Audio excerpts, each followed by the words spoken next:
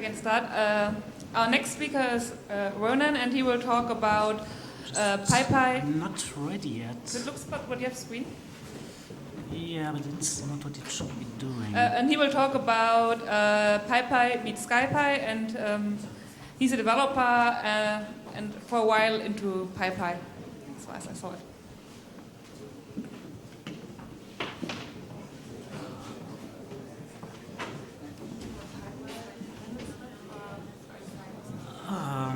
Should be fine. I have tried to do 20 minutes.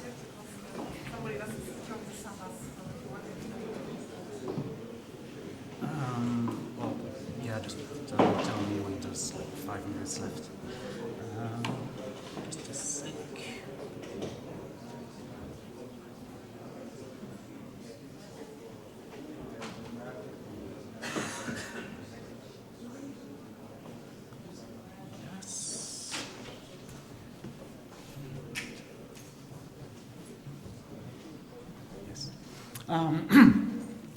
I'm ready to start. I'm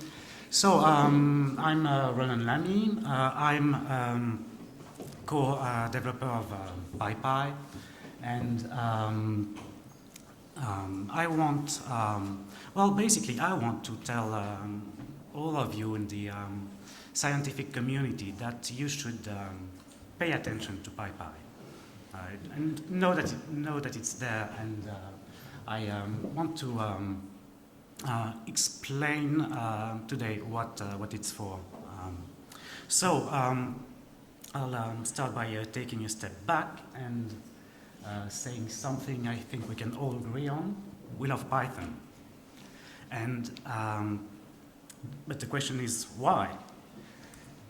So the reasons people usually give is that Python is easy to learn, it's easy to use, it's easy to write Python, so you can become productive quickly when using Python and stay productive once you know it well, and you have lots of resources around Python, and a huge amount of libraries that can do everything.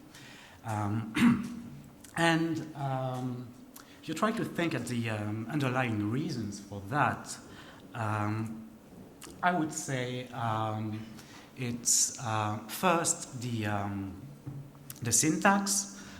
There's a focus on having readable code in Python, and the language syntax is with a significant white space and trying to look like pseudocode makes it comfortable to use and to read. Another reason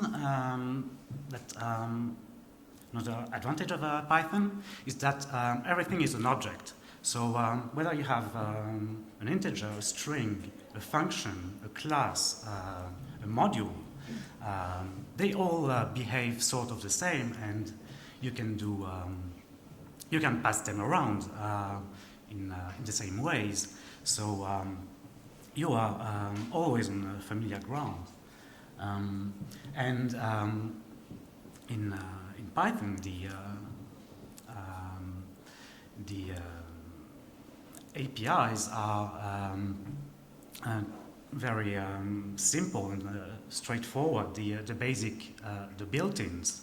If you want to print something, it's just print something. That's a huge advantage over like languages like Java. But despite this simplicity, you can also build complicated systems using functions, using classes, and then wrapping them all up in modules, in packages. That's another thing that is important, is that Python is very modular, and it's easy to extend it with these new types that you might want to create, with these new libraries that you create. However, there's one thing I haven't mentioned yet, and it's performance. So, well, who cares about performance? Do you care about performance? Yeah, you're in the right room. So, Python needs a story about performance, and by its nature, when you use the standard Python interpreter, it is pretty slow for certain applications, especially numerical work. So there are a few common things that we all do when we need more performance. And well, the first workaround for this limitation in Python is that we have all these very nice libraries. Here are the most famous ones, but there are dozens of others that are both quite fast and also incorporate a lot of domain knowledge. So, well, you might not think of it as a workaround because, well, when you use functions from numpy or pandas, well, they just look like any other Python function. So it's all very well integrated, and as I said, you also get a lot of value from what's been the knowledge that's been incorporated into these functions. And so that's what everybody does. However, there are limitations to this. So if you use just numpy, then it's certainly much faster than pure Python, but it's not the fastest you can get. And well, otherwise you wouldn't have projects like Number, which we just heard about. Also these libraries, they constrain the developer to express things in a way that matches what's in the library. So, we often need to reach to a different option, which is to rewrite in C or in any other high-performance language. And there are lots of options to do this in Python. So you can do Cython, you can write a C extension if you're brave. You can, if you like C, I would say the best option is to just write your C and have a simple wrapper in the CFFI. And there are tons of projects that try to accelerate Python, so Number, Python, yeah, many others. And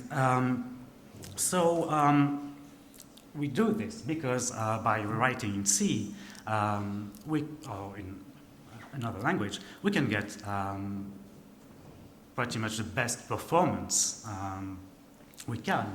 And it gives the programmer full control over what they are implementing. But at the same time, obviously, if you're writing in C, then you're not in Python anymore, and it's a lot more painful to program in C than to program in Python. And also that model of porting things to C, it works well when you have one single bottleneck in your program that takes 90% of your runtime. But if you have a bottleneck, but it takes only like 50%, then it doesn't matter if you improve it by like a factor of 10. You'll still have 50% of the original runtime that will be there. And Well, of course, you can iterate on that and also rewrite all the different portions, but you have diminishing returns. And another thing we maybe don't think about very often is that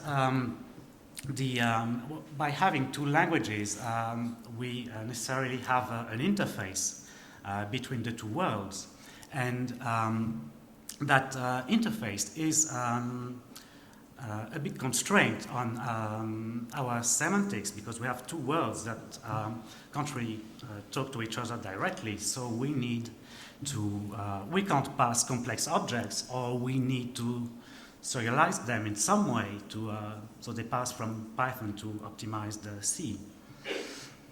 And because of that, I would argue that C extensions tend to have bad patterns in their API. So first example, it's subclassing an ND array. Subclassing a class written in Python is a very common operation. It's, well, it's pretty much the fundamental operation on types, and yet subclassing an ND array is very difficult. It used to be pretty much impossible until the numpy developers spent time to create protocols to make it possible. And second example is the famous function in pandas, read CSV. So do you know how many parameters read CSV has?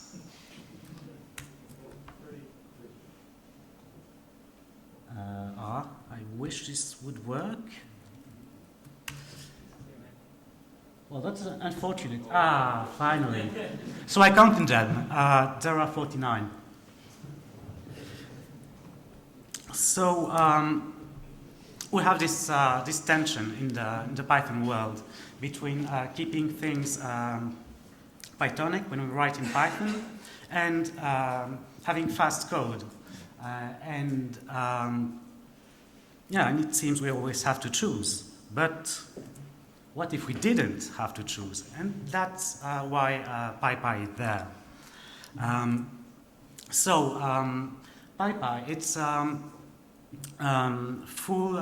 fully compliant implementation of Python. It has, so it implements Python 2.7 and 3.6 at the moment.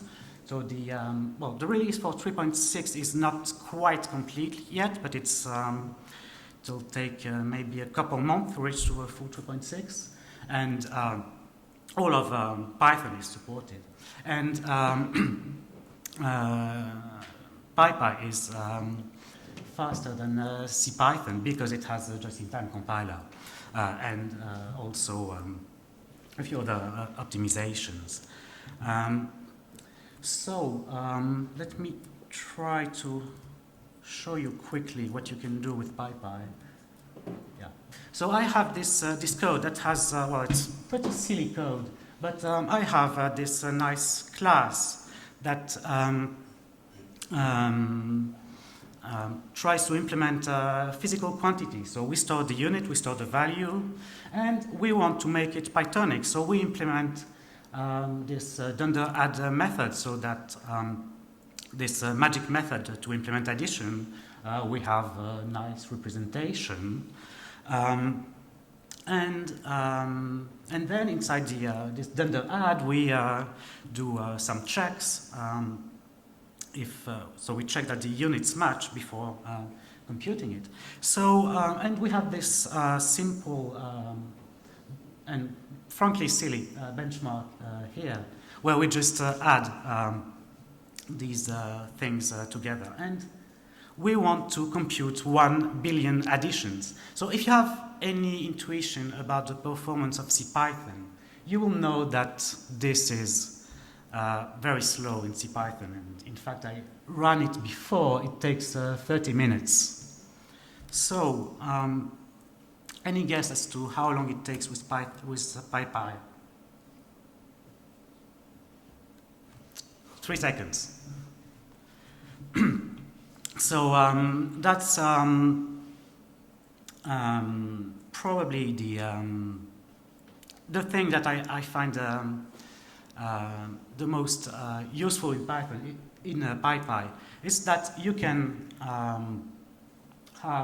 you can use all the abstractions provided by the language and still have this good performance.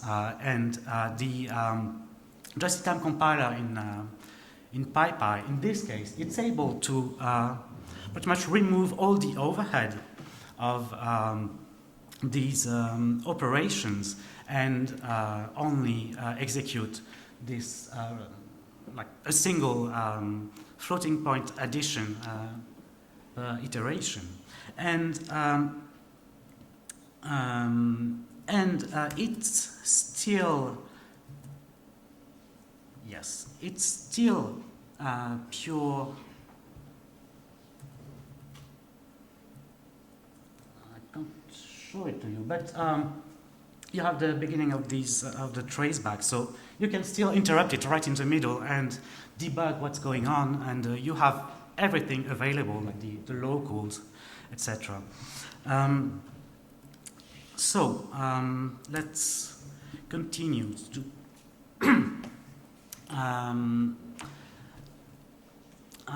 so you might ask, what is actually the performance of PyPy? And the answer is, it depends. Okay, that's not coming out very well. It's, well, in extreme cases, like the one I showed you, it can be up to 1,000 times faster. But in more realistic cases where you have numerical code, it's like 50 times faster than CPython. If you have a random application that does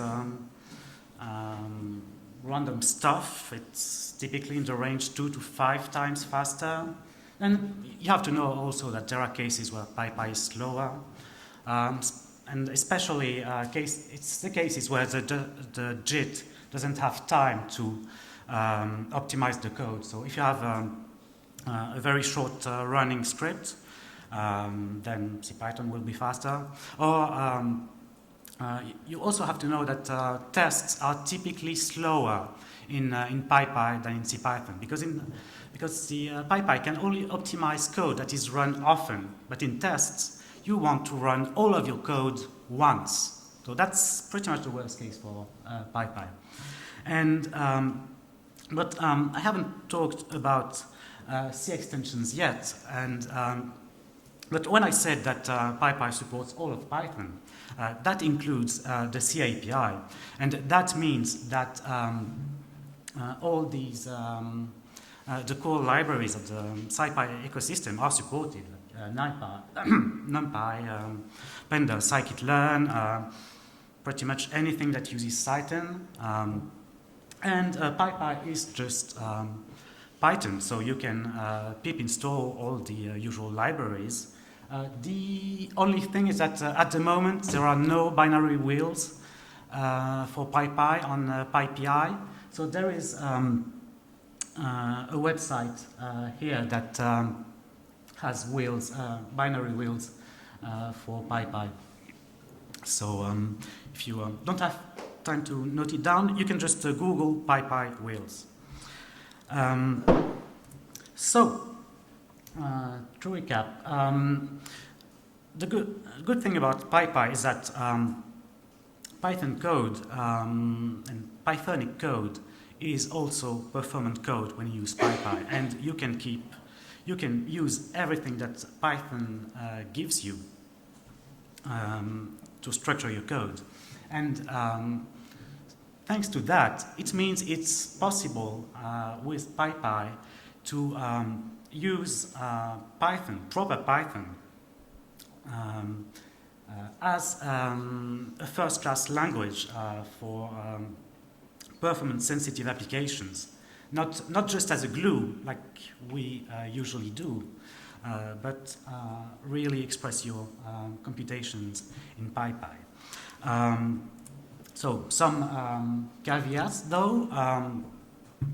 So the well, first one is that we are behind CPython. We are trying to catch up now. So hopefully 3.7 will be maybe at the beginning of next year. And there is a slight, there are differences between PyPy and CPython. And it's mainly due to the fact that actually in Python there isn't really a language spec. So there's always a gray area between implementation details and parts of the language.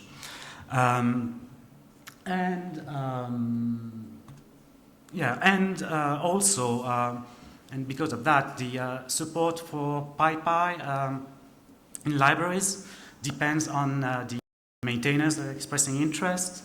For instance, you can't use countdown PyPy, which is unfortunate in this community. To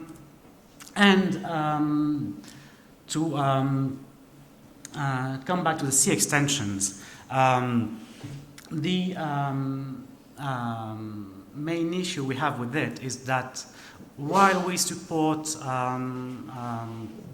domain libraries, our coverage of the C API is slightly patchy, and the other big issue is that we have quite a high overhead when you use the C API. So, like if you use numpy through PyPy, it is in certain cases slower than on CPython.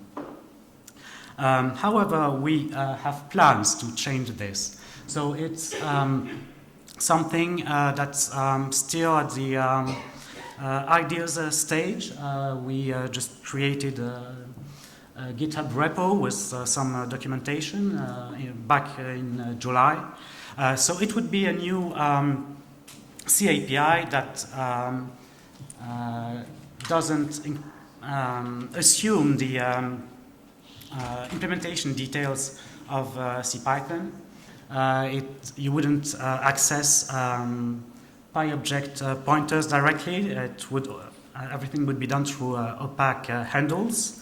And with these ideas, we expect that it can be implemented on CPython quite quickly, and on PyPy as well. But for PyPy, the big advantage would be that it would be much faster than emulating the C API of CPython. And it wouldn't change anything for the users, but you would get the benefits by simply if Cython starts to use it. So, in the long term, we hope that it can also help CPython refactor their internals, because their current API constrains them a lot. To summarize, I hope I convinced you that the point of PyPy is to enable you to use all the power of Python without sacrificing too much performance. And you can still use the libraries you're used to. It's also an approach that's complementary with the existing ones. Because what PyPy optimizes best is things that the traditional libraries in SciPy don't care about. This is it. If you want to know more, we have a website. Our preferred communication channel is the IRC, and there's a sprint tomorrow if you want to come.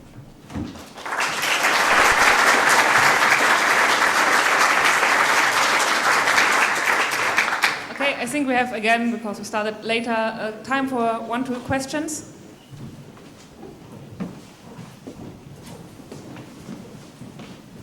Just Mark, the killer feature for me from a trainer perspective would be if I could use conda create an environment where PyPy is a Python interpreter, then use conda to install packages. For the practical purpose, that would make my life much easier.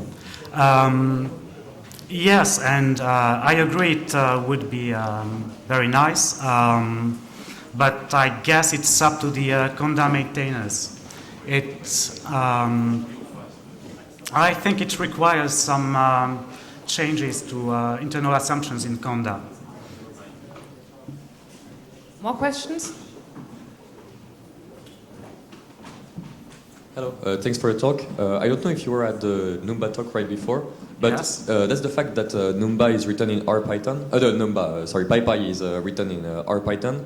Yes. Is it for the same reason that Numba actually has to re-implement all the C functions of NumPy into Python? Is it like to have a full interpreter built in Python to be able to just-in-time compile it, or is it completely independent? Yes, it's a similar kind of reason. The reason why PyPy is able to optimize Python is that we have this. We use a subset of Python as our implementation language, and we have compilation toolchain that is able to analyze the code in the interpreter itself and to automatically generate the JIT, actually. What's the memory footprint like these days? That's, well, again, it depends. There are optimizations in PyPy that make the data structures take less memory. So things like homogeneous lists are unboxed. So you have unboxed integers instead of full objects. But at the same time, the base interpreter is bigger, and JIT code also takes some amount of memory. So I would say a good rule of thumb is that the baseline is higher, but it rises more slowly with the amount of data. Then let's thank the speaker again.